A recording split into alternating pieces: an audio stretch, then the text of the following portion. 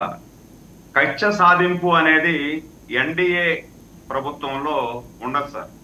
ఏదైనా కూడా ఆ రోజు కూడా పాదయాత్ర చేసేటప్పుడు లోకేష్ బాబు గారు రెడ్ బుక్ రాసింది కూడా ఏం చెప్పారు, చట్ట ప్రకారం ఎవరైనా సరే అవినీతి చేసి ఉన్నా లేదు చట్టానికి అతిక్రమించేటట్టు పని చేసున్నా చట్ట ప్రకారమే చర్యలు ఉంటాయి అని క్లియర్ కట్ గా చెప్పడం జరిగింది.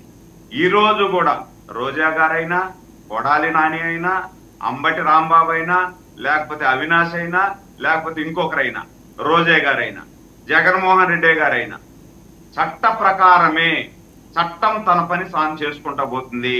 ఆ విధంగానే చర్యలు ఉంటాయి తప్పించి వాళ్ళలాగా మనం బాహ్యంగా ఇండ్ల మీద వచ్చి దాడులు చేయడము, లేకపోతే ఆస్తుల మీద ధ్వంసం చేసి దాడులు చేయడం ఇలాంటి ఏది కూడా ఉండదు. రోజా గారి విషయం మీరు తీసుకొచ్చారు కాబట్టి మాకు రోజా గారు చాలా దగ్గర సార్.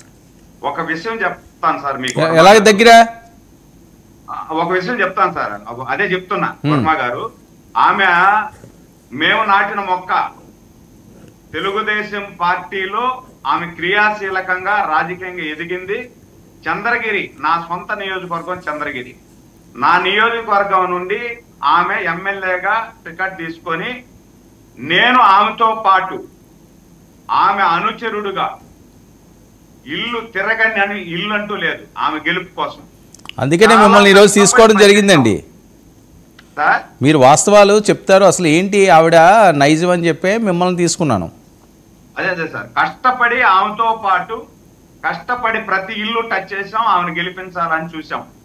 దురదృష్టవశాత్తు అప్పుడు రాజశేఖర రెడ్డి గారి వేవులో తెలుగుదేశం పార్టీ ఓడిపోయింది. రాజశేఖర రెడ్డి గారు ముఖ్యమంత్రి అయ్యారు. వెంటనే ఈమె ప్లేట్ ఫిరాయించి రాజశేఖర రెడ్డి గారి దగ్గర చేరిపోయింది. మేమేమో ఆమెను నమ్ముకొని కాళ్ళల్లో చెప్పులు అరిగేలాగా తిరిగాము. ఎక్కడ కూడా మమ్మల్ని పట్టించుకుని పాపాన పోలా. సరే కట్ చేస్తే మేము తెలుగుదేశం పార్టీలో చేరాం. దాని తర్వాత ఎవరైతే రాజకీయ భవిష్యత్తు ఇచ్చారో ఆ పార్టీని ఆమె ఎలా మాట్లాడిందో ఇష్టానుసారంగా మనం చూసాం. సరే ఓకే, రేపు అధికారంలోకి వచ్చింది. దాని తర్వాత ఆమె అదృష్టం మంత్రిగా మంత్రి అయ్యారు. మేము కూడా సంతోషించాం. ఎందుకంటే ఒకప్పుడు ఆమె అనుచరుడుగా ఆమె బాగుండాలి అని కోరుకునేవాడిగా మేము కూడా సంతోషించాం. కానీ ఆమె అధికారంలోకి వచ్చిన తర్వాత ఏదైతే ఆమె ముందు తెలుగుదేశం పార్టీలో ఉన్నప్పుడు ఏ విధంగా ఉనిందో దానికి భిన్నంగా తయారైంది సార్. వాస్తవం చెప్తున్నాను. ఆ రోజు ఉన్నటువంటి రోజా గారు ఇప్పుడు ఉన్నటువంటి రోజా గారిని చూస్తే నేను ఒళ్ళు గిల్లుకోవాలనిపిస్తుంది. ఏమి రోజా గారు ఇంత మారిపోయినారా అని చెప్పి. దాని తర్వాత మాకు 13 కిలోమీటర్ డిస్టెన్స్ సార్ వడమాలపేట, అంటే అది నగిరి నియోజకవర్గం వస్తుంది. వడమాలపేట అని 13-14 కిలోమీటర్ డిస్టెన్స్ ఉంటుంది. అక్కడ ఏపీఐఐసికి ఈమె ఏపీఐఐసి చైర్మన్ గా ఉండేటప్పుడు భూములు కేటాయించారు.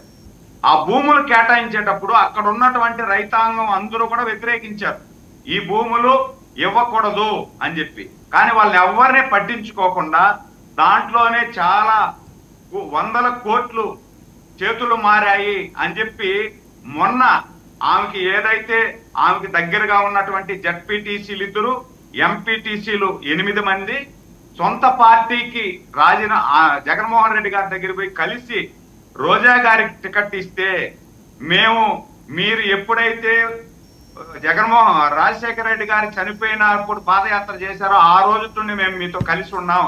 రోజా గారికి టికెట్ ఇస్తే మేము పార్టీకి పనిచేయం, మా ఆస్తులను నాశనం చేసింది అని చెప్పి క్లియర్ గా చెప్పారు. కానీ వినకపోయేపాటికి వాళ్ళు తెలుగుదేశంలో జాయిన్ అయ్యారు. రోజా గారు కట్ చేస్తే ఓడిపోయారు. ఇది ఒక పక్కన పెడదాం. ఇప్పుడు ఆడుదాం ఆంధ్రాలో ఆడేవాళ్లే లేరు సార్. అక్కడ ఈ మాత్రం ఆడుతుంది. ఆడుదాం ఆంధ్రాలో ఒక్క రోజా గారు మాత్రమే ఆడుతారు, ఆడేవాళ్ళు ఎవరు లేరు. దాంట్లో దాదాపు నాకు తెలిసి 100 కోట్ల అవినీతి జరిగింది సార్. ఆడేవాళ్ళు లేని ఆంధ్రాలో ఊరికే వీళ్ళ పబ్లిసిటీ కోసం పబ్లిసిటీ స్టంట్ కోసం 100 కోట్ల అవినీతి చేసేసారు. ఇది పక్కన పెడదాం. ఈరోజు ప్రపంచ దేశాలన్నీ కూడా తిరుమల వైపు చూస్తుంటాయి. ప్రపంచ ఆధ్యాత్మిక క్షేత్రం తిరుమల తిరుపతి.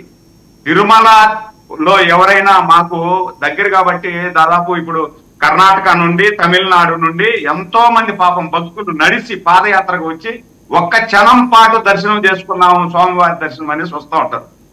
ఇలాంటి వాళ్ళని పక్కన పెట్టి ఈమె సులాభం కోసం కర్ణాటకకు తమిళనాడుకు దగ్గరగా ఉంది కాబట్టి అక్కడి నుండే వీళ్ళు ఈ ఏపీ టూరిజం అంటే ఆంధ్రాలో ఏపీ టూరిజం ఎట్లా వీళ్ళు తమిళనాడు కర్ణాటక టికెట్లకు మాత్రం ఏపీ టూరిజానికి అప్పచెప్పి 3,500 టికెట్లు పర్ డే అంటే వీళ్ళ కమిషన్ ఎంత సార్?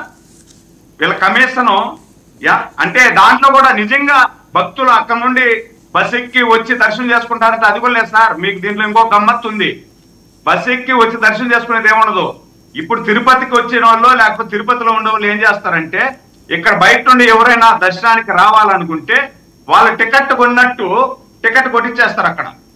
ఆ ఆర్టీసీ బస్సులో మనం ప్రయాణం చేసినట్టు ఇక్కడికి వచ్చిన తర్వాత ఈ ఆర్టీసీ బస్సులో పైకి ఎక్కుతారు.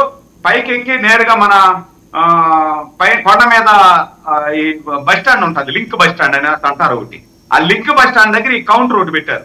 ఆ కౌంటర్ లో పోయేసి టికెట్ చూపించి టికెట్ తీసుకొని 300 టికెట్ తీసుకొని వెళ్ళిపోమంటారు. ఇది ఒక పక్క 300 టికెట్ తీసుకొని వెళ్ళిపోమని ఎవరికి చెప్తారంటే ఇక్కడ ఎవరో దర్శనం కోసం వచ్చి ఉంటారే అంటే మీ అంచనా ప్రకారం కోట్లలోనే జరిగిందా? మీ అంచనా ప్రకారం కోట్లలోనే జరిగింది అవినీతి? అదే సార్, ఒక మనిషి దగ్గర 3,000 రూపాయలు తీసుకుంటారు సార్. 300 దర్శనానికి ఒక మనిషి దగ్గర 3,000 రూపాయలు తీసుకొని వీళ్ళు దర్శనం చేపిస్తారు. అంటే బస్సు రాను పోను ఫుడ్ ఇవన్నీ లెక్క చూపించి 1,000 రూపాయలు చెప్తారు సార్. కానీ ఇక్కడ మనుషులు వస్తే కదా ఫుడ్ పెట్టేదానికి, ఫుడ్ పెట్టేది కూడా ఉండదు. మీరు ఇది జాగ్రత్తగా గమనించాలి సార్. వర్మ గారు ప్యానల్లో ఉన్నటువంటి వాళ్ళు కూడా గమనించాలా. ఇప్పుడు బస్సులో 100 మంది ప్రయాణం చేస్తే ఈ 100 మందికి టిఫిన్ ఫుడ్ అనేది కూడా ఆ బస్ టికెట్ లో యాడ్ చేస్తారు. కానీ బస్సులో రారు కదా వీళ్ళు. ఇక్కడ టికెట్ బ్లాక్ లో అమ్మేస్తున్నారు. కానీ వీళ్ళు ఫుడ్ ఇవన్నీ అనేసి చెప్పి ఆ ఫుడ్ డబ్బులు కూడా వీళ్ళు దోసేశారు. ఇవన్నీ జరిగాయి. అందుకే ఇప్పుడు కూటమి ప్రభుత్వం వచ్చిన తర్వాత సార్ క్లారిటీగా ఎవరైతే జేఈఓ గారు ఉన్నారో ఇప్పుడు వెంకయ్య చౌదరి గారు వచ్చిన తర్వాత పూర్తిగా కొండ మీద ప్రక్షాళన జరుగుతా ఉంది. ఈ దర్శనాలన్నీ కూడా ఇప్పుడు మీరు శ్రీవాణి దర్శనం ఉంది కదా సార్, శ్రీవాణి పేరుతో వీళ్ళు ఏం చేస్తున్నారు? 500 రూపాయలు మాత్రమే వెంకటేశ్వర స్వామికి వెళ్తుంది. 10,000 రూపాయలు శ్రీవాణి ట్రస్ట్ పేరుతో ఎక్కడో గుళ్ళకు చేసినాం అది ఇది అని చెప్పి ఏడో ఒక మారుమూల గుడిని 500 రూపాయలు పెట్టి రిపేర్ చేసి దానికి 2,000 రూపాయలు లెక్క రాసేస్తారు. కానీ ఆడికి వెళ్ళిపోయింది అని చెప్పి. కానీ ఇప్పుడు మనం వెంకయ్య చౌదరి వచ్చిన తర్వాత ఏం చేస్తున్నారో తెలుసా సార్? ఇది మీకు అందరికి కూడా తెలియాలా, చూసే వాళ్ళకి కూడా తెలియాలి కాబట్టి చెప్తున్నా. వెంకయ్య చౌదరి వచ్చిన తర్వాత దీన్నంతా కూడా ప్రక్షాళన చేసి శ్రీవాణి అట్లే పెడతారు.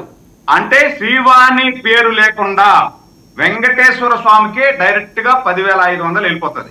అంటే అప్పుడు మాత్రం ఏమవుతా ఉందంటే 500కు మాత్రమే స్లిప్ ఇస్తున్నారు, 10,000 రూపాయలకి స్లిప్ రాస్తారు. కానీ ఇప్పుడు 10,500కు డైరెక్ట్ గా దేవస్థానానికి వెళ్ళినట్టు చందా ఇచ్చినట్టు స్లిప్ వస్తుంది. ఇలాంటి అవినీతుల్లో కూడా రోజా గారి పాత్ర ఉంది. కాబట్టి ఇవన్నీ కూడా వెంకయ్య చౌదరి గారు వేసినటువంటి విజిలెన్స్ ఎంక్వైరీలో పూర్తిగా బయట సుధీంద్ర నాయుడు గారు ఒక్క నిమిషం వాళ్ళకి ఖచ్చితంగా శిక్ష విధించాలా?